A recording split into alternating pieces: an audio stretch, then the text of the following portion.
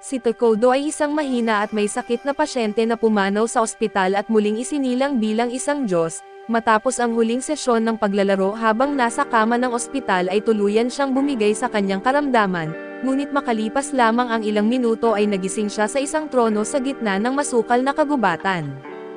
Natural na ikinagulat niya ito, ngunit ang tunay na pagkabigla ay nagsimula nang biglang lumitaw ang isang magandang elf at sinabing matagal na siyang hinihintay. Si Ato ay isang karakter mula sa larong Pantasya na nilalaro niya noong gabing siya ay binawian ng buhay, kaya't ang katotohanang nakatayo ito ngayon sa harap niya ay tila imposibleng paniwalaan.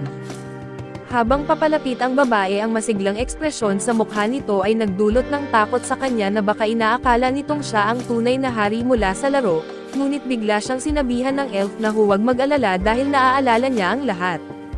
Muling nabigla si Tako kaya't nagsimula ng ikwento ng babae ang lahat ng pagkakataong nagsimulang muli ang laro, kung paano siya umangat hanggang sa maging panguna sa pandaigdigang ranggo ng sistema sa laro. Dito niya napagtanto na kilala siya ng babae sa tunay niyang katauhan, kaya't pinigilan niya ang kanyang mga luha at ipinahayag kung gaano siya kasaya na sa wakas ay nakausap niya ito ng harapan. Matapos ang kanilang muling pagkikita ay tinanong niya kung si Ato ba ang tumawag sa kanya papunta sa mundo ng laro, ngunit sinabi ng babae na naguguluhan din siya dahil karating lang din niya sa lugar na iyon. Gayunpaman ay agad niyang hinawakan ang kamay ni Tako at tinanong kung maaari na ba silang muling magsimulang sakupin ang mundo gaya ng dati nilang ginagawa. Natural lang na sandaling nag-isip si Tako sa lahat ng mga nangyari. Ngunit sa halip na itoon ang pansin sa katotohanan mula sa isang ospital ay naging isang virtual na hari siya sa loob ng isang gabi. Pumayag siyang bumuo ng bagong kaharian kasama ang babae at bilang panimula, sila ay nagsalita na nangakong maglingkod sa isa't isa gamit ang mga pinaka-corny na talumpating maririnig ng sinuman. Bago pa man magpatawag si Tako ng isang scout beast na animoy, isang mutant na tipaklong na isinawsaw sa dumi, dahil karaniwan ito ay puno ng mapanganib at labis na makapangyarihang mga nilalang ang mundo ng laro, nagpasya silang pareho na ang pinakamainam na hakbang ay makakuha muna ng malinaw na tanaw sa paligid bago magsimula sa anumang misyon. Sa ganitong paraan ay pinadala ni Tako ang tipaklong mula sa impyerno sa gubat at agad na kumonekta sa nakakatakot nitong mga mata upang makita ang lahat ng mahahanap nito. Pinuri siya ni Ato sa pagiging malakas at sa kakayahang lumikha ng scout. Ngunit sinabi ni Tako na huwag masyadong umasa dahil ginamit niya ang kalahati ng kanyang buong MP para malikha ito, ibig sabihin ay wala na silang sapat na natitirang enerhiya para makapagtayo ng gusali o makatawag ng isang knight. Agad namang ginamit ni Ato ang pagkakataon upang ipakita ang sarili na may silbi, ngunit mabilis siyang pinaalalahanan ni Tako na nasa antas pa rin siya kung saan kahit ang pinakamahinang ligaw na aso ay kayang durugan siya. Sa kabila ng kahihiyan na iyon ay patuloy pa rin sa pagkilos si Ato na parang isang desperado na matanda na matagal nang walang koneksyong emosyonal. Ilang minuto pa ang lumipas ay napansin ni Tako na masyado nang malayo ang narating ng kanyang scout bug, pero wala pa ring nakitang senyales ng buhay o pagkain sa kagubatan. Kaya't sinabi niya kay Ato na maaaring magtagal pa bago sila makahanap ng paraan upang makausad at nang subukang humingi ng tawad ni Ato dahil sa pagiging walang silbi. Sinabi ni Tako na huwag na siyang mag-alala, dahil nasisiyahan siya sa simpleng pagiging magkasama nila. Kasunod nito ay bigla na lang lumapit si Ato upang ipakita kung gaano siya kasaya sa pagpapahalaga na ibinibigay ni Tako. Sa mismong sandaling iyon ay natagpuan ng scout bug ang isang maliit na grupo ng mga dark elf na nagkakampo sa loob ng kagubatan. Nagulat si Tako dahil hindi niya inakalang makakakita siya ng buong lahi na basta na lang namumuhay sa gitna ng gubat. Ngunit sinabi ni Ato na huwag siyang mag-alala dahil kadalasan ang mga dark elf ay hindi nakikialam sa iba kahit nakilala silang masasamang nilalang. Sa kabila nito ay nag-alala pa rin si Tako na ang sobrang lapit sa isang buong sibilisasyon ay maaaring magdulot ng panganib sa kanila. Kaya iminungkahi niyang tumakas na lamang sila kung kakailanganin at nagsimulang pumalakpak si Ato sa naging desisyon niya na mamuhay bilang isang duwag, hanggang sa makahanap sila ng mas ligtas na lugar para manirahan. Habang patuloy silang nagdiriwang ng ultimate plan ni Tako ay biglang lumitaw sa eksena ang isang elf warrior na nagngangalang Gia. Agad namang nanigas si Tako sa gulat habang si Ato ay naghanda para sa labanan na para bang may kakayahan siyang ipagtanggol siya. Ilang minuto bago ito mangyari ay pinangungunahan ni Gia ang isang unit ng mga dark elf sa loob ng kagubatan upang maghanap ng pagkain, dahil halos ilang araw na ang lumipas nang hindi kumakain ang lahat sa kanilang pamayanan. Nang tanungin siya ng isa sa mga babae kung bakit kailangan pa nilang manatili sa madilim na kagubatan, ipinapaalala niya na mula't simula ay pinag-uusig na ang kanilang lahi ng mga pure elf at halos lahat ng ibang sibilisasyon, dahilan upang ang Evil Forest na lamang ang tanging lugar kung saan sila maaaring manirahan ng may kapayapaan. Gayunman ay ikinwento pa ni Emily ang mga sinaunang alamat na nagsasabing ang Evil Forest ay tirahan ng isang madilim na nilalang na pumipigil mismo sa buhay, matapos niyang sabihing halatang isa lamang iyong lumang alamat at sinigurado niyang wala silang dapat ikabahala, hanggang sa makasalubong niya si Tapo at halos mawalan siya ng malay dahil sa nakayanig na presensyang nagmumula sa madilim na aura ng pangunahing tauhan. Sa matinding pagnanais na iligtas ang lahat ay agad siyang napaluhod at humingi ng paumanhin sa pagpasok nila sa kagubatan, dahil dito ay agad namang pinapagana ni Ato ang kanyang nakakatakot na masamang personalidad at tinanong kung bakit sila naglakas loob na pumasok sa isang sagradong lupain. Nang marinig ito ay unti-unting nabawasan ang takot ni Gia at sinimulang ipaliwanag kung paano sila pinalayas mula sa kanilang sariling lupaing tinitirhan, ngunit mabilis na nawala ng pasensya si Ato at sinabihang tigilan na ang pagsasayang ng oras. Dahil dito ay minamadali ni Gia ang kanyang pagsasalaysay sa abot ng kanyang makakaya, pagkatapos ay nagtanong si Taco kung mayroon ba silang pagkain at ipinaliwanag pa ni Gia na halos nasa bingit na ng kamatayan ang lahat ng mga tao sa kanilang kampo. Sa sumunod na sandali ay nadala siya ng kanyang emosyon habang inaalala ang lahat ng pinagdaanan ng kanyang mga kasamahan.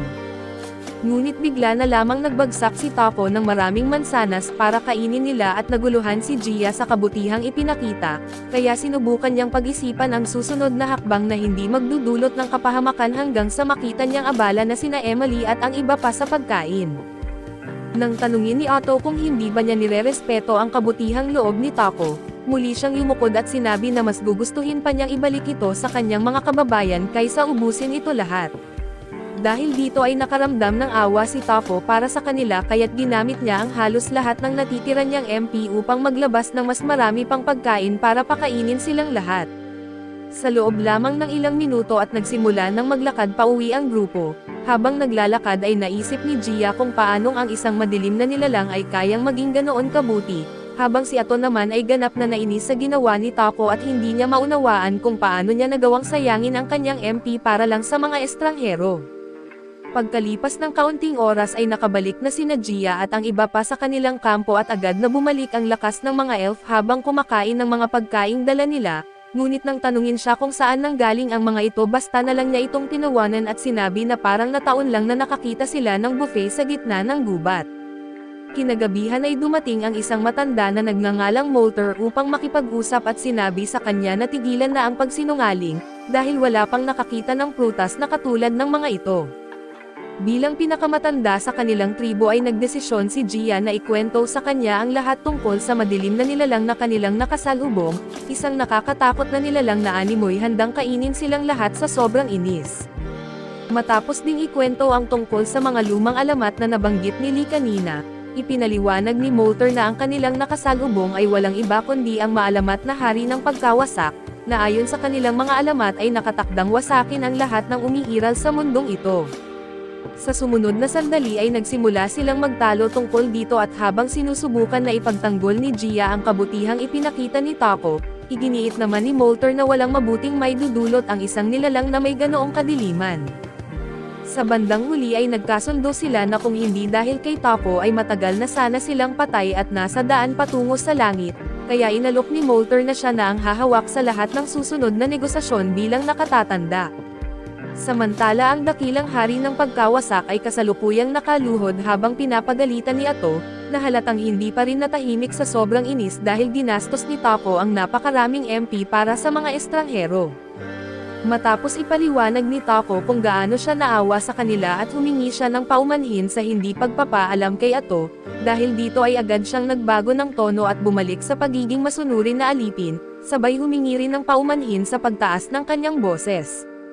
Tinanong naman ni Taco kung may ideya ba siya kung bakit hindi niya agad maunawaan o makausap ng maayos ang mga elf at pagkatapos niya itong pag-isipan, binanggit ni Ato na malamang ito ay normal lamang para sa mga makapangyarihang hari. Kinabukasan sinabi ni Molter kay Gia na kailangan nilang puntahan si Tokudo at mag-isip ng paraan para suklian ang kabutihan nito, dahil imposibleng tumulong ang isang makapangyarihang nilalang na katulad niya nang walang kapalit.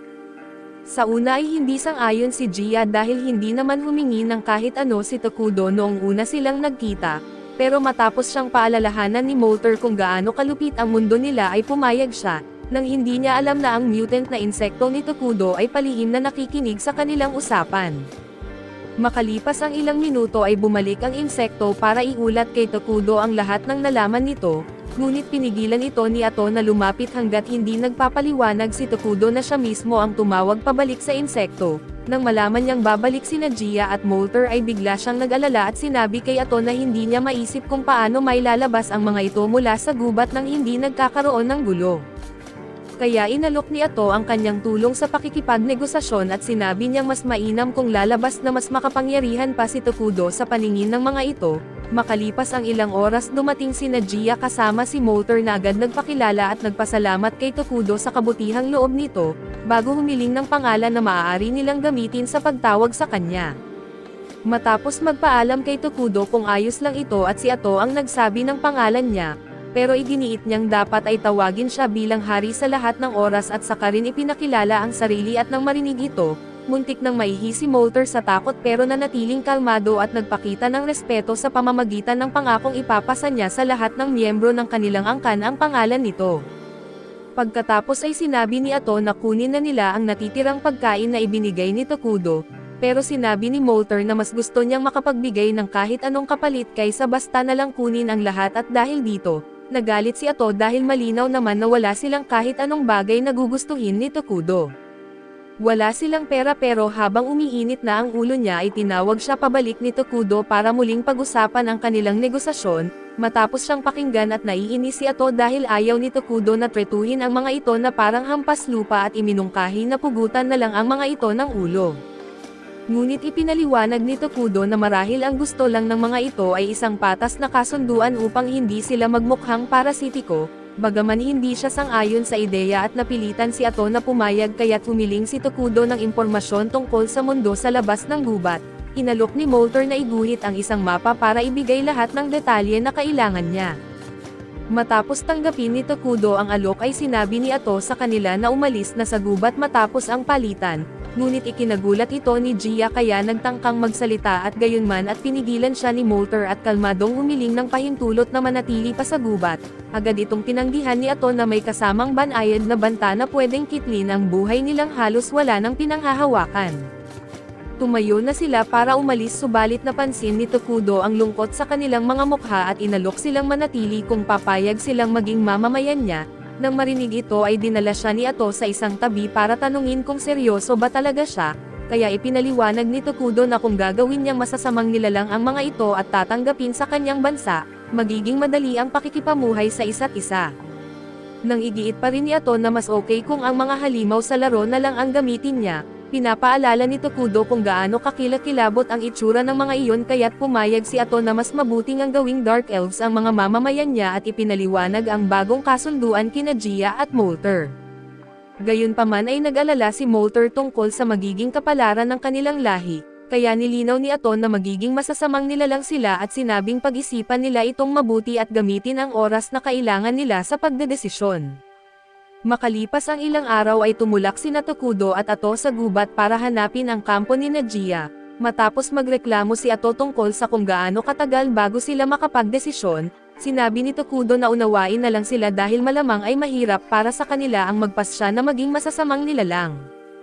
Ilang sandali pa ay narating na nila ang kampo at nang makita sila ng mga duwende, agad na napaluhod ang lahat bilang paggalang at dahan-dahan na naglakad si Tokudo sa gitna nila, at dahil sa kanyang banal na aura at napahandusay pa ang isa sa sobrang tindi nito.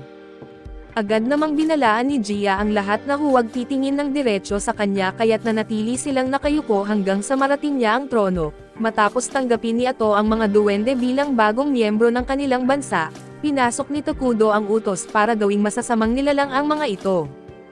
Kaya ipinaliwanag ni Ato kung gaano magiging mapayapa ang buhay nila ngayon na tinanggap na nila ang pamumuno ni Tokudo. Gayunpaman ay nakaramdam ng pagdududa si Gia dahil inaasahan niya ang isang matinding pagsabog ng enerhiya matapos ang pagbabagong anyo nila bilang masasamang nilalang. Sa sumunod na sandali ay biglang tumigas ang kanyang puso dahil sa sakit at galit habang nananambalik ang lahat ng madidilim na emosyon mula sa lahat ng pagdurusang kanilang pinagdaanan. Nang kumalat ito sa iba pang mga duwende at tinanong ni Tokudo kung ayos lang ba sila kaya hindi na napigilan ni Gia ang kanyang luha, dahil hindi niya inakala na makakaramdam siya ng ganitong malasakit mula kay Tokudo. Ilang araw ang lumipas at nawalan ng kontrol si Tokudo nang makita niya ang mapa ng kontinente na iginuhit ni Molter. Ibinigay niya ito kay Ato at nagsimulang magpanik dahil may dalawang bansa na may sapat na lakas militar para sunugin sila pati na ang buong kagubatan. Pagkatapos silipin ito ay sumama rin si Ato sa kanya sa lupa sa sobrang gulat, hanggang sa mapansin nila na ang pagkakaroon ng mga Dark Elf ay makatutulong ng malaki sa pagsasaliksik at pagpapaunlad ng kanilang bagong bansa. Bigla ay narinig ni Ato na paparating na sila kaya't mabilis silang umupo sa trono upang hindi mawalan ng aura points bago pumasok sina Molter kasama sina Gia at Emily. Pagkaupo pa lang nila ay nagsimula ng magbigay ng labis na papuri. Agad silang pinatigil ni Ato at ipinaliwanag na sila ang magiging kinatawan ng bansa sa harap ng mga mamamayan at mangunguna sa pag-unlad nito. Pagkatapos italaga si Molter sa infrastruktura at linawing mataas ang inaasahan sa kanya dahil sa kakayahan niyang gumamit ng mahika, ibinigay naman kay Gia ang tungkulin ng pagbuo ng isang hukbo at agad namang nag-ingay si Gia tungkol sa kung paanong titirahin ng kanyang mga tauhan ang sino mang lalaban kay Tokudo. Nagulat dito ang sinasabing madilim na pinuno kaya't agad niyang sinabi kay Gia na kalma lang dahil ang karahasan ay para lamang sa mga barbaro, habang nahihirapan si Gia na intindihin kung bakit ayaw ng madilim na hari ng karahasan, tumayo si Molter at nangakong gagawin niya ang kanyang makakaya. Hindi tulad ng kanyang dugong uhaw na kasama ay pinaalalahanan sila ni Tokudo na magtanim muli ng mga puno matapos pumutol ng mga kahoy para sa konstruksyon, pero muling naguluhan ang dalawa dahil hindi nila alam kung ano ang ibig niyang sabihin.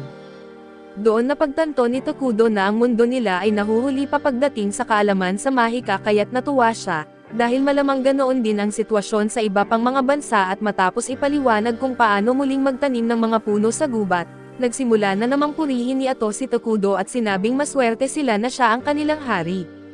Pero sumali rin si Emily sa papuri at ibinunyag na ang mga buto na nakuha niya mula sa mga prutas ni Tokudo ay nagsimula ng tumubo. Labis itong ikinagulat ng dalawa kaso naalala bigla ni Tokudo ang isang emergency production skill na hindi niya nabigyang pansin noon, kaya agad niya itong sinubukan sa pamamagitan ng paglikha ng isang barya. Samantala sa banal na kaharian ng Qualia, isang sobrang gandang madre ang kakakatanggap lang ng isang pangitain tungkol kay Takyodo, kaya gusto niyang pabisitahin siya ng isang kardinal na bagong dating upang tingnan ang tungkol dito. Nabalitaan ng banal na imperyo na may madilim na presensya sa kagubatan kaya't ipinadala ang banal na santa kasama ng obispo at ilang kabalyero para magsiyasat. Narinig na ng mga kabalyero ang mga kwento tungkol sa kapangyarihan ng santa pero sa nakita nila, isa lang siyang ordinaryong babae. Ngunit nang makasalubong nila ang isang grupo ng mga goblin, ipinakita niya kung bakit siya ay iginagalang sa simbahan at sa ilalim ng Diyos na si Hilrose, ang mga nilalang na gaya ng goblin ay itinuturing na kasamaan na kailangang lipulin. Kaya sa isang iglap ng kanyang baston ay nililipon niya ang mga ito sa apoy ng banal na apoy hanggang maging abo, nabigla ang lahat ng kabalyero sa kanilang nasaksihan kaya't ipinaliwanag ng kardinal na ang kakayahan ni Selena ang isa sa mga dahilan kung bakit nananatiling payapa ang ugnayan ng imperyo at ng mga duwende, at kung bakit napapalayas nila ang kasamaan sa Idoria. Kaya siya ay kinikilala bilang isa sa 7 dakilang santa sa buong kontinente at tinanong ni Selena ang kardinal kung may balita na tungkol sa masamang senyales na naramdaman niya sa lupaing ito, pero binanggit ng kardinal na hindi siya basta-basta pwedeng magpadala ng mga paladin para imbestigahan ang lugar. Sa kanilang bansa ang pagpapakita ng interes sa timog ay itinuturing na walang saysay, kaya imposibleng payagan ng sentral na simbahan ang paggamit ng mga paladin ng walang sapat na dahilan, kaya sinabi ni Lena na kung hindi siya magpapadala ng paladin ay siya na mismo ang mag-iimbestiga. Pero sinabihan siya ng kardinal na hindi rin siya pwedeng pumunta dahil bilang isang santa, lahat ng kanyang kilos ay nakaapekto sa reputasyon ng simbahan at nakita niyang hindi umaatras si Selena kaya't nagpasya siyang magpadala na lang ng sarili niyang mga sundalo para mag-imbestiga. Kaso habang paalis na siya ay palihim niyang minura si Selena sa ilalim ng kanyang hininga dahil sa pagiging matigas ng ulo nito, samantala sa Maya ay abala ang lahat ng Dark Elf sa pagtatayo at sa wakas ay natapos na nila ang trono, masaya si Tokudo dahil hindi na siya matutulog sa labas at isa na namang hakbang ito papunta sa kanyang layuning pagsakop sa mundo.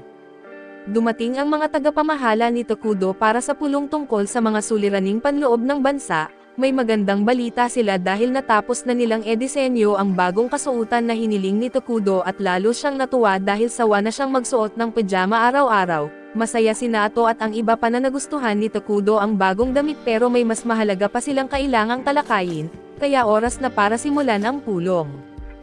Pero tila hindi makafocus si Tokudo sa meeting dahil abala siya sa paghanga sa kanyang bagong suot, kaya iminungkahi ni Ato na simulan na lang ang pulong kahit wala siya at unang nagtanong si Molter kay Ato kung anong gusali ang dapat nilang unahin.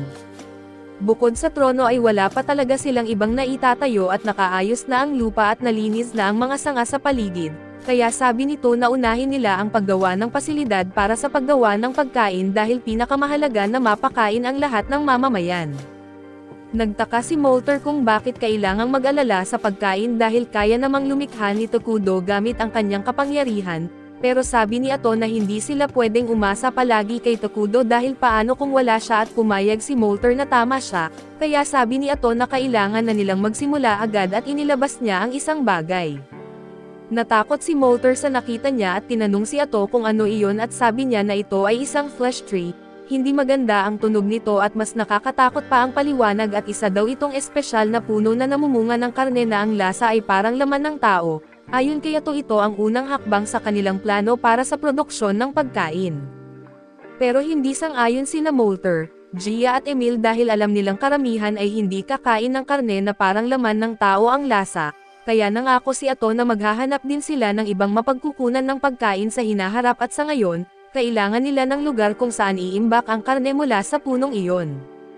Kaya si Emil ay nagboluntaryong magtayo ng imbakan para rito at kung hindi pa sapat ang pagiging nakakatakot ng flesh tree, nakakapagsalita rin ito sa kung anong dahilan at ang susunod sa agenda nila ay ang pananaliksik, dahil kailangan nilang makakuha ng pinakabagong teknolohiya para mabilis silang umunlad. Tinanong ni Molter kung anong uri ng teknolohiya ang dapat nilang pagtuunan at ang sagot ni Ato ay ang magic technology ang pinakamabisang landas, partikular na ang tinutukoy ay military magic at ang karaniwang mahika ay nagbibigay daan sa isang tao na umatake sa 10 o higit pang mga kalaban ng sabay-sabay na isang bagay na kaya na ni Molter. Pero ang military magic ay kayang umatake ng libo-libong kalaban sa isang iglap at kaya pa nitong baguhin ang lupain para magkaroon pa sila ng kalamangan. Namangha si Molter nang malaman niyang may ganitong uri ng mahika at sabik siyang matuto ng lahat ng tungkol dito, kaya sinabi niyang siya na mismo ang hahawak sa pananaliksik. Ang natitira na lang ay ang pagpaplano ng militar at agad namang nagboluntaryo si Gia na simulan ang pagbuo ng hukbo, pero pinigilan siya ni Tokudo at sinabi na ayaw pa niyang maglaan ng malaking effort sa hukbo, at hindi naman daw gumagawa ng produkto ang hukbo dahil konsumo lang sila ng mga yaman. Sa ngayon ay wala pa silang sapat na mapagkukunan para sustentuhan ang isang hukbo, kahit pa gumawa sila ng hukbo at hindi pa rin naman daw sila sapat na malakas para manalo sa kahit anong labanan kaya wala ring saysay. Tumutol si Gia dahil kung sakaling may umatake kay Tudo wala silang kakayahang ipagtanggol siya, mas lumala pa ang sitwasyon dahil may patong sa ulo ni Molter at Gia bilang mga pinuno ng tribo ng Dark Elf kaya't posible silang lipulin balang araw. Dahil dito ay sumang-ayon si Tokudo na masamangang pabayaan ang depensa. Pero ayaw pa rin niyang gumastos ng malaki sa paggawa ng hukbo kaya't sinabi niyang gagawa na lang siya ng isang bayani. Sabi ni Ato na maganda ang ideyang iyon dahil kahit na mataas ang gastos sa paggawa ng bayani, mas madali namang alagaan ang isang tao kaysa sa isang buong hukbo. Nalito sina Molter at Gia kaya tinanong nila si Ato kung ano ang ibig sabihin ng bayani at ipinaliwanag niya na may mga bayani sa Minara na naglilingkod sa hari, lahat sila ay malalakas at may natatanging kapangyarihan, pero medyo may topak din ang iba sa kanila kaya nakakainis silang pakisamahan paminsan-minsan. May ilang kondisyon na kailangang matupad para makatawag ng bayani. Pero dahil sa bilis ng progreso nila at posible na silang makatawag ng isa sa lalong madaling panahon, bonus na rin na ang pagtawag ng bayani ay hindi magdudulot ng malaking atensyon kaya't mananatiling nakatago ang Manara. Dahil dito ay natapos na ang mga usapin tungkol sa panloob na gawain at mahalaga para kay Tokudo ang kasiyahan ng mamamayan ng Manara dahil habang mas masaya sila, mas maraming mana ang kanyang nalikha. Samantala sa imperyo ay abala si Lonius at isang batang paladin sa pagdarasal sa katedral at nilapitan siya ni Veldis na isang mataas na paladin para kausapin. Sinabihan siya ni Lonius na hinaan ang boses dahil lugar ito ng panalangin, pero gusto lang daw makipagkwentuhan ni Veldis bilang kapwa silang nakatalaga sa investigasyon. Oras na para sila ay umalis at tumayo si Lonius at napansin ni Veldis ang suot nitong singsing sa kasal, na ginagamit bilang pampaswerte at ibig sabihin may pamilya siyang naghihintay sa bahay at tinanong niya kung paano ang pamilya nito, at sinabi ni Lonius na may asawa siyang si Marcia at anak na si Mina pero hindi mahalaga ang personal niyang buhay sa kanilang misyon, kaya wala siyang balak pag-usapan pa ito. Narinig ni Lonius ang mga chismis na si Veldis ay bastos at walang modo at sa totoo lang ay tama ang chismis pero sa pangkalahatan, hindi naman siya masamang tao at magaling din siya sa pakikipaglaban kaya karapat-dapat siyang tawaging paladin. Nagsimula si Veldis magreklamo kung bakit sila naitalaga sa isang misyon na walang saysay, pero pinaalala ni Lonius na ang misyon na ito ay base sa isang revelasyon ni Saintina kaya't dapat itong seryosohin. Sa kabila nito ay tingin pa rin ni Veldis na kakaiba na ganito kababa ang kalidad ng team para sa isang revelasyon ng santa. Sila lang ni Lonius ang mga paladin sa grupo, ang iba ay mga bayaran na sundalo lang na pinuno ng puwang. Hindi mukhang maganda ang tsansa nila lalo pat ang destinasyon nila ay ang kagubatan sa timog, pero gusto lang talaga ni Veldis na matapos agad ito para makauwi na siya.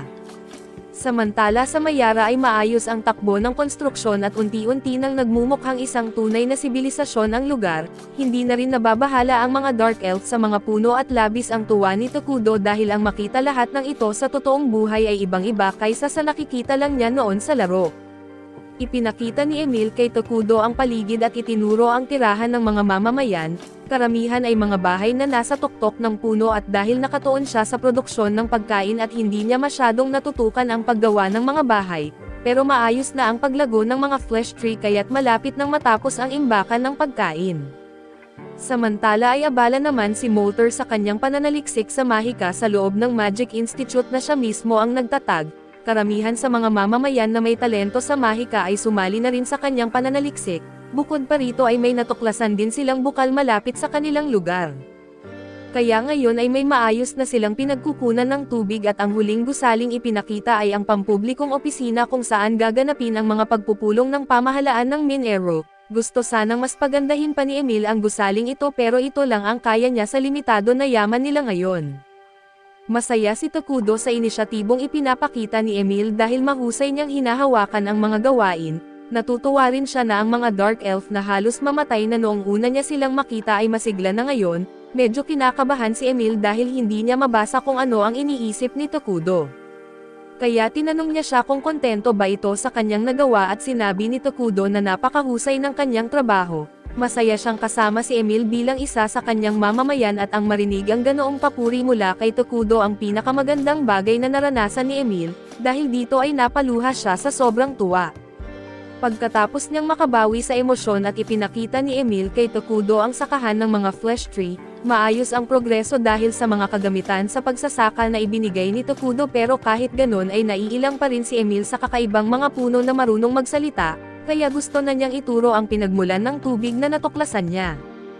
Pinangunahan niya sina Tokudo at Ato papunta sa kagubatan pero sa hindi malamang dahilan ay iba na ang itsura ng paligid kumpara sa dati. Pagdating nila sa bukal ay nagulat si Emil dahil naging kulay itim na ang tubig at dumating din sina Molter at Gia dahil narinig nila na gusto ni Emil gumawa ng aqueduct malapit sa bukal, pero ngayon na ganito na ang itsura ng tubig ay pakiramdam nila ay hindi na ito magagamit. Ngunit nang halos mawala na sila ng pag-asa ay binanggit ni Ato na ligtas pa rin ang tubig at para patunayan ito, yumukod siya at uminom ng tubig mula sa bukal at nagulat ang lahat sa tapang ni Ato, pero sinabi niya sa kanila na subukan nilang huminga ng malalim at nang gawin nila ito ay napansin nilang mas magaan at mas sariwa ang hangin.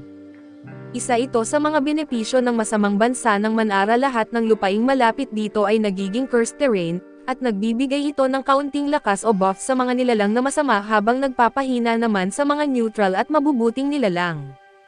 Ibig sabihin kahit na ang tubig, hangin at lupa ay mukhang madilim at nakakatakot, hindi maaapektuhan ang masasamang mamamayan ng Manara pero may isa lang maliit na problema kapag naging cursed ang isang kagubatan, madaling mapansin ito kaya't nasisira nito ang plano nilang manatiling nakatago. Hindi naman ito malaking problema kung maliit lang ang sakop ng sinumpang lugar, pero habang lumalaki ang Minara at mas magiging madali para sa kanilang mga kaaway na matagpuan sila, kaya iniisip ni Gia at Molter na panahon na para simulan ang paggawa ng hukbo na nabanggit noon ni Gia. Pero sabi ni Ato ay wala silang dapat ipag-alala dahil isang bayani lang ay sapat na para harapin ang mga banta sa simula pa lang. Hindi pa rin sigurado sina Molter at Gia kung ano talaga ang kayang gawin ng isang bayani at pwedeng magbigay ng mahaba-habang paliwanag si Ato tungkol sa mga estatistika, pero mas mabilis kung ipapakita na lang niya. May lumabas na mga galamay mula sa likod ni Ato at ginamit niya ito para putulin ang lahat ng punong kahoy sa paligid niya sa isang iglap. Hindi makapaniwala sina Molter at ang iba sa nasaksihan nila pero ipinaliwanag ni Ato na isa rin siyang bayani, at ngayong matagal na siyang nasa mundong ito ay unti-unti nang bumabalik ang kanyang lakas. Bagamat malayo pa rin ito sa kanyang dating pinakamataas na kapangyarihan at ang mahalagang punto rito ay ang mga bayani ay napakalakas at lalo pa silang lumalakas habang lumilipas ang panahon, kaya basta't wala silang makakaharap na malalaking panganib sa ngayon ay kampante si Tokudo na magiging maayos ang lahat. Pero sa kabila nito ay medyo naiinis si Tokudo kay Ato dahil hindi naman niya kailangang sirain ang mga puno para lang patunayan ang kanyang lakas. Hangang-hanga pa rin sina Molter at Gia sa kapangyarihang taglay ni Tokudo at sabik silang magtayo ng isang palasyo na nararapat sa isang tulad niya. Pero para kay Tokudo na isa lang iyong malaking pagsasayang ng yaman kaya't sinabi niyang hindi niya iyon kailangan, ngunit mapilit sina Molter, Gia at Emil at pakiramdam daw nila ay magiging malaking kasalanan kung hindi siya magkakaroon ng palasyo bilang kanilang pinuno. Dahil sa tindi ng paniniwala nila ay sinabi ni Ato kay Tokudo na kahit isa lang na maid, makakatulong iyon para masisiyahan sila at inamin ni Tokudo na cool rin naman magkaroon ng palasyo at pangarap din talaga niya na makagawa ng isang lumulutang na kastilyo balang araw, kaya naisip niyang simulan na ito habang maayos ang takbo ng lahat. Pero ang hindi niya alam ay dahan-dahan nang lumalapit ang mga paladin papunta sa madilim na kontinente at tiyak na magkakaroon ng sagupaan kapag natuklasan nila ang Manara. Habang naglalakbay sila ay pinuri ni Valdez si Lonius sa mahusay nitong pagkuha ng maraming bayaran na mandirigma. Sagot ni Lonius na hindi raw naging madali lalo na't karamihan sa mga bayaran na sundalo sa lugar ay nasa Hilaga ngayon. Bigla kasing may lumitaw na grupo ng mga barbaro sa Hilagang probinsya at nagsimula silang manira at magnakaw sa mga kalapit na nayon, kaya ipinadala ang banal na babae at ang kanyang hukbo para harapin sila, pero kahit ganoon ay masama pa rin ang sitwasyon sa Hilaga. Kaya sabi ng isang bayaran na mandirigma ay buti na lang at hindi sila ang ipinapaglaban sa mga barbaro, pero may isa pang mandirigma na nagsabi na baka sulit din ang labanan sa Hilaga dahil balitang malaki ang bayad doon, ngunit may kumakalat ding chismis na may nakita raw na mangkukulam sa lugar na iyon at ayaw nilang makasagupan ng ganoon. Sabi ni Veldas na wala nang saysay pag-usapan pa yun at totoo man o hindi ang tungkol sa mangkukulam sa Hilaga. Imposible naman silang magkita dahil papunta sila sa isinumpang lupain sa timog, paglaon ay dumating ang grupo sa isang malapit na bayan para magpalipas ng gabi. Habang sila'y kumakain ng hapunan ay tinanong ni Lonius si Bargo na isa sa mga bayaran na mandirigma, tungkol sa mangkukulam na nabanggit niya kanina at ayon kay Bargo ay chismis lang daw iyon na ang mangkukulam daw ang may kagagawan ng kaguluhan sa Hilaga. Pero hindi naniniwala si Lonius sa ganoong kwento at wala raw paraan na iisang tao lang ang gumawa ng lahat ng iyon, lalo pat pinadala na nga ang banal na babae para ayusin ang problema. Sumang-ayon si Bargo at sabi niya na baka nga chismis lang, pero mas mabuting mag-ingat pa rin dahil delikado raw talaga kapag totoong mangkukulam ang kaharap, dahil sa usapan tungkol sa panganib ay nabanggit ni Bargo na napansin niyang parang kakaiba na agad na pinadala ng kaharian ang dalawang banal na mandirigma para sa isang misyon sa isinumpang lupain. Kaya tinanong niya si Veldas kung ano ba talaga ang pupuntahan nila at dahil kung may kinalaman ito sa mangkukulam, titigil na raw siya ngayon pa lang at wala masyadong detalye si Veldas tungkol sa kung anong klaseng nilalang ang nasa gubat, pero sabi niya ay siguro may kinalaman ito sa mga Dark Elf na kamakailan lang ay naglabasan doon. Posible raw na gusto lang ng kaharian na tiyaking hindi sila gumagawa ng gulo, pero sa loob-loob nila Lonius at Bargo ay hindi sila kumbinsido at sa kaharian kasi, ang mga Dark Elf ay kilala bilang mga mapanganib na tagapatay at gumagamit ng sumpa. Nag-aalala si Lonius na kung pababayaan lang ang mga Dark Elf ay baka lumakas sila at umatake sa kaharian balang araw. Gusto na sana niyang patayin ang mga ito pero pinigilan siya ni Veldas at ipinaalala na ang misyon nila ay investigasyon lamang, Kapag nagkaroon ng panganib o karahasan ay agad silang aatras. Masaya si Bargo na ganoon ang pananaw ni Veldas dahil ayaw niya talagang masangkot sa malawakang pagpatay. Hindi maintindihan ni Lonius kung bakit ayaw ni Veldas na samantalahin ang pagkakataong lipulin ang isang masasamang lahi. Pero sagot ni Veldas na may asawa't anak siya at gusto pa ba nilang talagang pumasok sa isang labanan para sa walang saysay na pagpatay, kahit pabaliwala kay Lonius ang sariling buhay. Karamihan sa mga bayaran na sundalo ay may mga pamilya rin na gusto pa nilang makasama. Kaya hanggat hindi kinakailangan ay ayaw ni Veldas ilagay sa panganib ang kanilang buhay. Hindi man sang-ayon si Lonius sa pagpalagpas sa mga elf, naisip niya rin ang kanyang pamilya kaya't sa huli ay sumunod na rin siya sa utos ni Veldas. Samantala sa Minara ay ipinapatawag ni Tokudo ang lahat ng kanyang mamamayan sa isang lugar dahil may gusto siyang ipakita sa kanila. Lahat ay nagtataka dahil nakatayo lang siya sa tabi ng isang tambak ng bunga ng meat tree. Pero bigla niyang itinaas ang kamay at nagsimulang magbuhos ng mana sa mga bunga. Sabik na sabik ang lahat na makita kung ano ang mangyayari pero sa kanilang pagkabigla, sa harap mismo ng kanilang mga mata at biglang nagbago ang anyo ng mga bunga at naging isang scout bug. Namangha ang lahat sa kanilang nakita dahil parang lumikha ng bagong buhay si Tokudo gamit lang ang pagtaas ng kamay. Ipinahayag ni Ato na ito ay maliit na bahagi lang ng tunay na kakayahan ni Tokudo. Kaya't dapat lang na ipagpatuloy ng lahat ang kanilang pagtatalaga sa kanya at pagkatapos nito, bumalik si Tokudo sa kanyang silid trono at bahagyang nakahinga ng maluwag dahil hindi siya tinanong ng mga tao kung paano niya nagawa ang scout bug. Dahil sa totoo lang siya mismo ay hindi rin lubos na nauunawaan kung paano ito gumagana, sinunod lang nila ni Ato ang proseso mula sa laro para magawa iyon. Pero kapag personal mo nang nasasaksihan ay mahirap paniwalaan na ang pagbuhos lang ng mana sa isang tambak ng bunga ay sapat para makalikha ng buhay. Ngayon na sigurado na silang ligtas gumawa ng mga sundalo at sabi ni Ato na maaari na silang lumipat sa susunod na bahagi ng plano, ang paglikha ng isang bayani at matagal-tagal daw ito dahil kailangang mag-ipon muna si Tokudo ng sapat na mana para magawa ang ritual. Pero kapag natapos na iyon ay magiging halos hindi na sila matatalo at excited pa rin si Ato kaya tinanong niya si Tokudo kung sinong bayani ang una niyang balak tawagin. Sagot ni Tokudo si Isla at ito ang reyna ng mga insekto at ito ang pipiliin niya dahil ito ang may pinakamaraming benepisyo sa simula. Kaya nitong palakasin ang lahat ng sundalong insekto sa paligid niya kaya't kapag nandoon siya, magiging epektibong mandirigma ang mga scout bug at bukod pa roon, kaya rin ni Isla na gumawa ng mga larva soldiers na makakatulong sa labanan at sa konstruksyon, kaya siya ang perpektong pagpipilian para mapabilis ang pag-unlad ng Minara. Pinuri ni Ato si Tokudo sa galing ng plano nito at bukod sa mga espesyal na kakayahan ni Isla, siya rin ang tanging bayani na walang problema sa ugali dahil ang ibang bayani, ang isa ay sobrang obsessed sa pagsakop ng buong mundo at ang isa naman ay gusto lang makita ang mundo na masunog.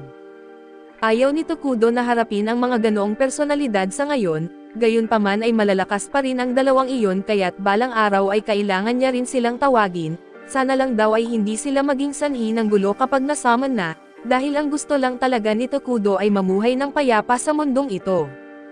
Samantala balik tayo sa grupo ng mga banal na mandirigma at mga bayaran na sundalo na kasalubong nila ang isang galit na higanteng burol, at mukhang mahirap itong kalabanan kaya't agad na inutusan ni Lonius ang lahat ng bayaran na sundalo na maghanda sa labanan. Pero bago pa man magsimula ang laban at pinatigil sila ni Veldas at sinabing siya na ang bahala, tinutulan ito ni Lonius pero sabi ni Veldas na mas mabilis kung siya na lang ang gagalaw dahil wala silang oras na pwedeng sayangin, lumapit siya sa higanti at nagsimulang manalangin. Ipinaliwanag ni Lonius sa mga sundalo na ginagamit ni Veldas ang lihim na teknik ng Quolio, kung saan ang panalangin ay ginagamit para mapuno ng banal na lakas ang mga atake. Tinangka ng higanti na hampasin si Veldas gamit ang kanyang pamalo pero madaling pinutol ito ni Veldas sa isang iglap. Ang lakas ng banal na sining ay nag-iiba-iba depende sa knight pero para sa mga mataas na ranggo ng banal na mandirigma tulad ni Veldas, ang kanyang kapangyarihan ay katumbas ng isang mahinang dragon kaya't walang laban ang dambuhala. Matapos patayin ni Veldas ang higanti ay pinuri siya ni Lonius at sinabing sa lakas niya at ng grupo, kaya na nilang harapin ang anumang pagsubok sa madilim na gubat pero hindi mukhang masaya si Veldas, sabi niya ay hindi pa rin sila dapat maging kampante. Sa Minara naman ay abala si Tokudo sa pagkain ng burger pero nag-aalala si Ato dahil puro junk food na lang ang kinakain nito simula nang dumating siya sa mundo, Hindi naman niya ito pipigilan pero sinabi niya na mas mabuting kumain si Takudo ng mas masustansya. Sagot ni Takudo noong huli niyang buhay ay puro pagkain sa ospital lang ang kinakain niya hanggang sa mamatay kaya't gusto niyang masulit ang pagkain ngayon. Ngayon ang gusto na lang ni Takudo ay makakain ng masarap. Pero bigla niyang naalala na may mahalaga pala siyang gustong pag-usapan, kaya tinanong niya si Ato kung pwede ba niyang ipatawag sina Gia at Motor para sa isang pagpupulong pagkatapos nito. Pumayag si Ato pero curious siya kung tungkol saan ang meeting. Ipinaliwanag ni Takudo na dahil sa bagong scout bug na nakuha niya, mas malawak na ngayon ang bahagi ng kagubatan na kaya niyang makita kaya't gusto niyang humingi ng payo kina Gia at Motor kung paano nila dapat harapin ang sitwasyon. Tinanong ni Ato kung ang tinutukoy niya ay ang nayon sa labas ng gubat at kinumpirma naman ito ni Takudo. Ang pangunahing inaalala ni Takudo ay dahil malapit lang ang nayon, malalaman din nila ang tungkol sa pag-iral ng Minara at sa kabutihang palad, mukhang hindi naman sakop ng banal na kaharian ng Quolia ang nayon, kaya posibleng neutral ang mga ito at ibig sabihin ay may pag-asa silang makipagkasundo. Ngunit kung may ibang grupo ang dumating at magiging problema iyon dahil malamang na may misyon ang sino mang lumakbay ng ganoon kalayo. Sabi ni Takudo kay Ato na hindi pa naman kailangan mag-alala ng sobra dahil wala pa namang ebidensya na may nakatuklas sa kanilang kinaroroonan. Biniro siya ni Ato at sinabing ang mga linyang gaya niyon ay kadalasang masama ang kahihinatnan para sa bida. Natawa si Takudo sa biro niya pero bigla siyang natigilan nang napagtanto niyang may mga tao nga talagang dumating. Ang mas masama pa ay mukhang grupo sila ng mga armadong sundalo kaya tiyak na hindi sila narito para sa mapayapang usapan.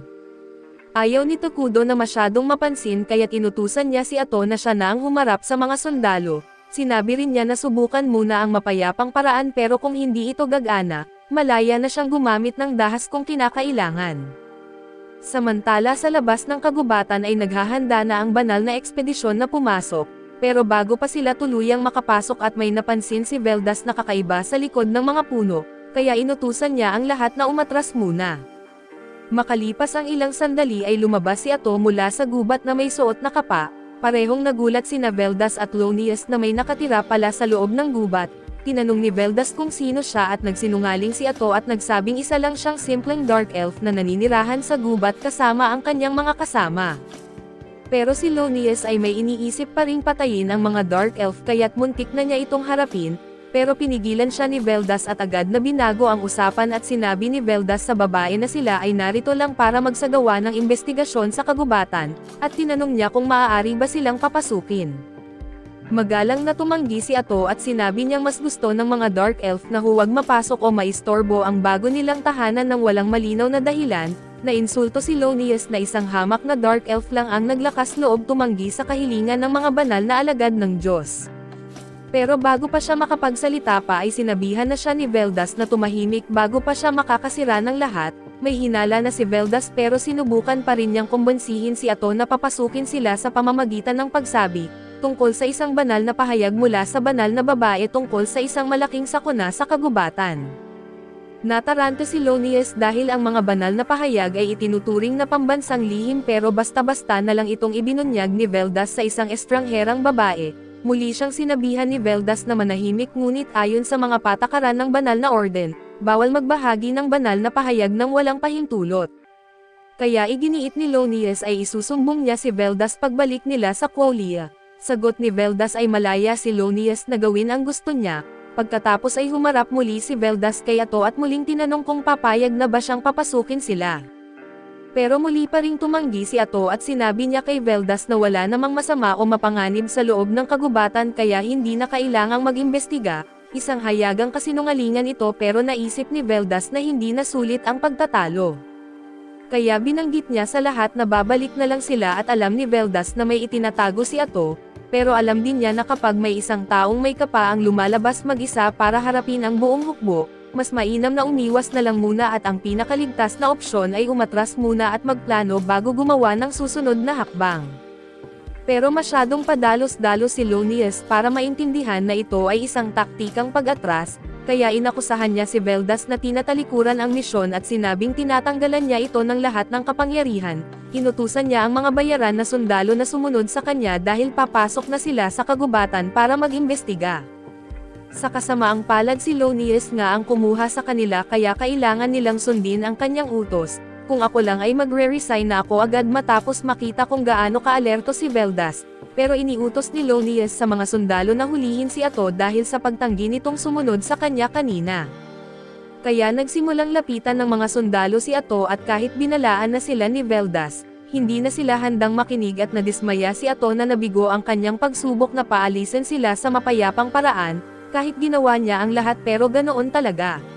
Sa sumunod na sandali ay nagising si Lonius na nakahandusay sa lupa na duguan at sugatan, dahil nagdesisyon na si Ato na hindi na magpigil at kahit papaano ay buhay pa rin si Lonius, hindi ganoon ang kapalaran ng ibang mga sundalo. Sumigaw si Valdez na may dapat magulat nito sa kaharian pero sabi ni Barbo ay napatumba na ng isang Ato ang lahat ng sugo nila, at yung mga bayaran na sundalo na nakaligtas ay hindi sapat ang bilis para makarating sa kaharian sa tamang oras lalo na't nasa attack mode si Ato. Kaya sinabi niyang ihanda na ng lahat ang kanilang mga sandata dahil wala na silang ibang choice kundi lumaban. Iniutos niyang ilabas lahat ng meron sila at tirahin ito kaya pinakawalan ng mga bayaran na sundalo ang lahat ng pana nila, pero napakadaling na ipagtanggol ni Ato ang sarili kaya wala siyang galos ni isa. Ang huling bagay na gusto ni Valdez ay makaharap ang isang tulad ni Ato at siya ay dismayado rin tulad niya at malinaw niyang sinabi na kasalanan ito lahat ni Lonius. Kung pumayag lang silang huwag halukayin ang gubat ay hayaan sana niyang makaalis sila ng payapa pero si Lonius, nagbanal-banalan pa kaya't ngayon ay kailangan niya itong patayin. Napagtanto ni Lonius na siya ang nakasira ng lahat kaya't ngayon ay handa na siyang makinig. Tinanong niya kung alam ba nila kung ano ang isang Ato na may hinala na noon pa si Valdez nung una nila itong makaharap kaya't ayaw talaga niyang makikipaglaban, pero ngayong nakita na niya ang tunay nitong anyo at sigurado na siyang ang isang Ato ay isang bruha. Ang bruha ay isang uri ng halimaw na kabilang sa calamity class at kinikilalang pambansang banta, masyado itong malakas para sa mga bayaran na sundalo at malamang hindi sila mananalo. Kaya sinabi ni Valdez sa mga sundalo na umatras na lang at sila na lang ni Lonius ang lalaban. Sabay silang sumugod at nagdasal para palakasin ang kanilang atake at sa una ay akala ni Ato na hindi sila seryoso, kaya pinagtatawanan lang niya at tinawag silang mahina pero laking gulat niya nang maputol ng dalawa ang dalawa niyang tentacles, hindi pala ito kasing dali ng inaakala niya. Napansin niya na ang mga banal na atake ni Valdez at Lonius ay may dagdag na epekto laban sa kanya at inisip naman ni Valdez na kapag naputol nila lahat ng tentacles nito, magiging wala na itong laban at ayaw itong hayaan ni Ato na mangyari kaya't dinampot niya ang dalawang bayaran na sundalo at ginamit silang shield para mapilit si Valdez at Lonius na huminto. Pero sabi ni Valdez kay Lonius na kung hindi nila mapipigilan si Ato ngayon ay posible na ang susunod nitong target ay ang Kolia. Kaya para sa ikabubuti ng kanilang bansa ay kailangan may isakripisyo at ayaw man ni Lonius pero pumayag siya, kaya itinuloy nila ang pagsugod at pinutol pati ang dalawang tentacles ni Ato kasama na rin ang dalawang bihag. Gulat na gulat siya na nagawa nilang patayin ang sarili nilang kasamahan ng ganoon lang at sa sandaling iyon, parang nasa alanganin na si Ato pero sa totoo lang ay laro-laro lang pala ito para sa kanya. Pagkalipas ng ilang segundo ay may ilang tentacles na biglang lumitaw mula sa lupa at itinarak si Valdez ng maraming beses. Sa huli niyang hininga ay sinabi niya kay Lonius na tumakbo na palayo at ilang sandali lang, tinapos na siya ni Ato sa pamamagitan ng tentacle sa ulo at di makapaniwala si Lonius sa nangyari dahil akala niya ay naputol na nila lahat ng tentacle ni Ato, pero kahit totoo iyon ay hindi naman kailanman sinabi ni Ato na hindi siya makakagawa ng bago.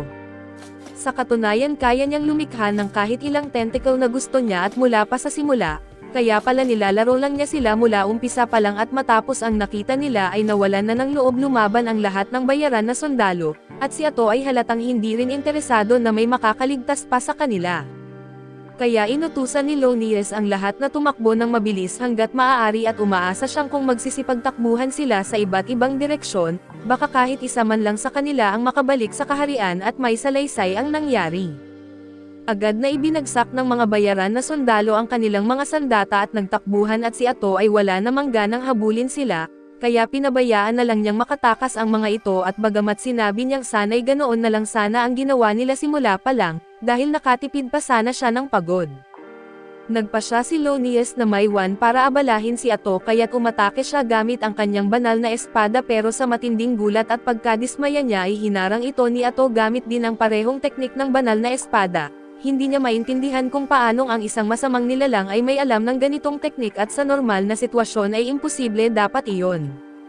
Pero nung napatay ni Ato si Valdez ay inabsorb niya hindi lang ang karanasan nito kundi pati lahat ng teknik sa espada kaya't ngayon, kasing sanay na rin siya gaya ng dati nitong kalaban at sinimulan niyang atakihin si Lonius gamit ang mga teknik ni Valdez, at hindi niya mapigilan na purihin ito dahil talagang karapat-dapat daw si Valdez na tawaging elite. Sayang lang at namatay ito dahil hindi napigilan ni Lonius ang sarili niyang bibig at pagkatapos ay inasal niya si Lonius. Tinanong kung naisip ba niya kung makakauwi pa siya sa asawa at anak niya pero hindi naman binanggit ni Lonius ang tungkol doon. Doon niya na-realize na hindi lang pala kakayahan ni Valdez ang nakuha ni Ato, nakuha rin niya ang lahat ng alaala nito at kung kaya pala ni Ato ang ganun ibig sabihin, lalo pa siyang lalakas sa bawat tao na napapatay niya at tinanong ni Ato si Lonius kung gusto ba niyang malaman ang huling iniisip ni Valdez bago siya patayin. Gaya ng isang mabuting tao ay iniisip pa rin daw ni Valdez ang kaligtasan ng kanyang mga kasamahan hanggang sa huling sandali, pero hindi ganoon si Lonius at sinubukan pa niyang ipagtanggol ang sarili at sinabing nakatakas na ang ibang mga sundalo para magulat ng nangyari, kaya hindi raw tuluyang palpak ang misyon. Pero sagot ni Ato na patay na silang lahat at hindi man daw siya mismo ang humahabol, hindi rin naman ibig sabihin na papayagan niyang makaalis ang mga ito at hindi rin niya kailanman sinabing mag-isa lang siya, bago pa man tumakbo ang mga sundalo ay iniutos na niya sa mga Dark Elf na huwag hayaang may makatakas na nabubuhay kaya't agad pinatay ang mga ito sunod-sunod. Bumagsak sa kawalan ng pag-asa si Lonius sa natuklasang siya na lang ang natira at sa desperasyon ay sinugod niya si Ato at sinubukan na saksakin sa ulo. Gustong-gusto naman ni Ato ang makita ang paghihirap niya na hindi nagtagal at tuluyan na siyang napabagsak ni Ato. Pero bago siya tuluyang patayin ay inasar pa siya ni Ato at sinabi kung paano sana ang naging takbo ng lahat kung nakinig lang sila at sana nakauwi sila ng ligtas, sana nakita pa niya ulit ang asawa at anak niya at sana nabuhay sila ng payapa, na walang kaalam-alam sa panganib na nasa gubat. Pero pinili ni Lonius na di makinig kaya't ngayon ay kailangan na siyang patayin at pagkatapos, sinabi ni Ato na papatayin din niya ang pamilya ni Lonius dahil lang gusto niyang malaman kung ano ang hitsura ng mga ito at kung saan sila nakatira, at ayon sa kanya ay sapat ang pagiging maliit niya sa bagay na yan para talaga niya itong gawin. Sa katunayan baka pati lahat ng mga tao sa mga nayon na nadaanan ni Lonius papunta rito ay patayin na rin niya. At habang dahan-dahan silang namamatay sa pinakamasakit na paraan, sisiguraduhin daw niya na malalaman nila na si Paladin at si Lonius ang dahilan ng lahat ng ito.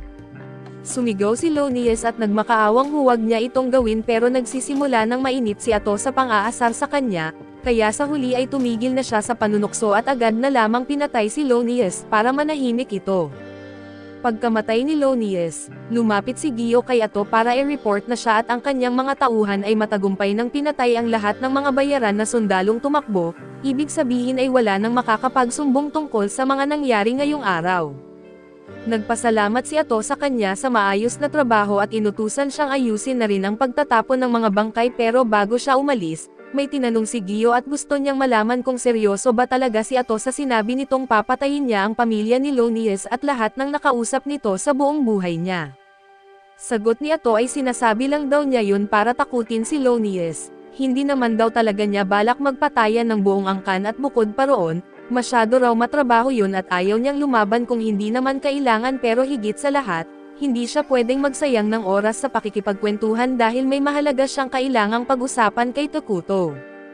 Bago pa nagsimula ang laban ay narinig na ni Ato si Valdez na tinawag siyang bruha at kahit na ang klase niya ay isang hero, nabanggit din nito ang tungkol sa isang bruha na nasa Hilaga at ang kaso ayon kay Takuto, wala naman siyang narinig kailanman tungkol sa klaseng witch sa laro.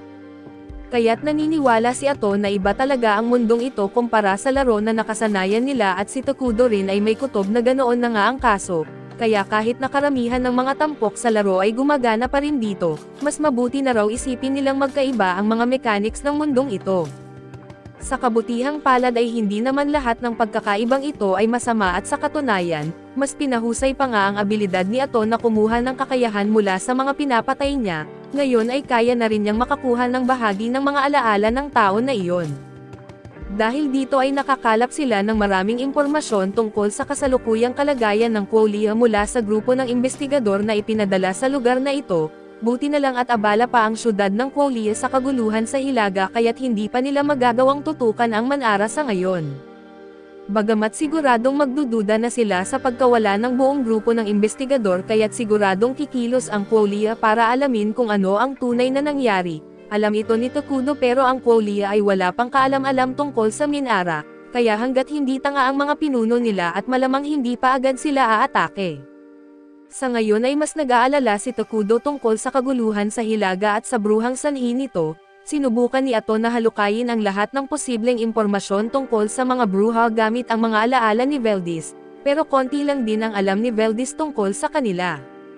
Pero isang bagay ang malinaw sa kanyang alaala at ang bruha sa Hilaga ay kayang magdulot ng pinsalang pangmilitar sa buong hukbo ng Quolia. Mag-isa lang ang pangalan niya at ito ay Arakino at samantala sa Northern Territory, katatapos lang sirain ni Arakino ang isa pang nayon at ngayon ay naghahanda na siyang umatake sa susunod. Ginagamit niya ang mga bangkay ng mga pinatay niyang taga-nayon at binubuhay muli ang mga ito bilang mga undead na tagasunod niya. Wala pang ideya si Tokudo kung ano talaga ang mga kakayahan ni Arakino. Pero dahil sa sobrang lakas nito kahit karating pa lang ay pinaghihinalaan niyang baka galing din ito sa ibang mundo na tulad niya at ni Ato at kung totoo ngayon ay mas lalo lang lumalala ang sitwasyon, kaya tinanong siya ni Ato kung ano ang dapat nilang gawin. Batay sa laki ng pinsala na nagawa ni Arakino ay malamang ay kasapi ito sa masamang puwersa na posibleng pwedeng makipag-alyansa sa kanila. Tinanong niya si Tokudo kung susubukan ba nilang makipag-ugnayan. Pero para kay Tokudo ay hindi magandang ideya iyon dahil wala silang alam sa ugali ng bruha. Medyo nadismaya si Ato na sa wakas ay maayos na sana ang lahat sa Minara pero heto na naman ang bagong gulo. Pinaalala ni Tokudo sa kanya na si Arakino ay nasa Hilaga pa kaya hindi pa sila ang target nito sa ngayon. Gayunpaman dahil sa mga bagong banta ay malinaw na kailangan na ng Minara ng mas matibay na depensa, kaya plano ni Tokudo na lumikha ng isa pang hero sa lalong madaling panahon at dati ay balak niyang piliin si EA, pero sa dami ng bagong pangyayari ay kailangan niyang pumili ng mas angkop para sa labanan. Bukod pa roon ay kailangan na rin niyang muling pag-isipan ang estratehiyang pagtatago dahil sa mga di inaasahang tulad ng bruha. Kailangan na niyang bumuo ng alyansa sa isang kaharian at syempre ay hindi na pwede ang Quolia lalo na't matapos ang ginawa ni Ato sa mga paladin nila. Pero may bansa sa silangan ng kagubatan na neutral at wala pang kontak sa Minara at posibleng pwedeng kausapin, kapag natapos na ang pagpapatayo ng palasyo sa Minara. Balak ni Tokudo na puntahan at siyasatin ang bansang iyon at doon niya malalaman kung pwede silang makipagtulungan.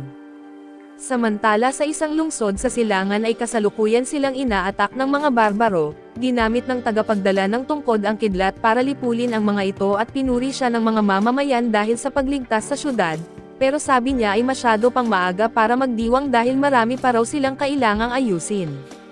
Balik sa Minara ay tapos na sina Ato at Tokudo sa pag-uusap at paalis na si Ato pero bago siya umalis, gusto siyang humingi ng tawad at alam niyang hindi gusto ni Tokudo ang karahasang walang saysay, pero medyo nadala raw siya habang nakakaharap ang paladan.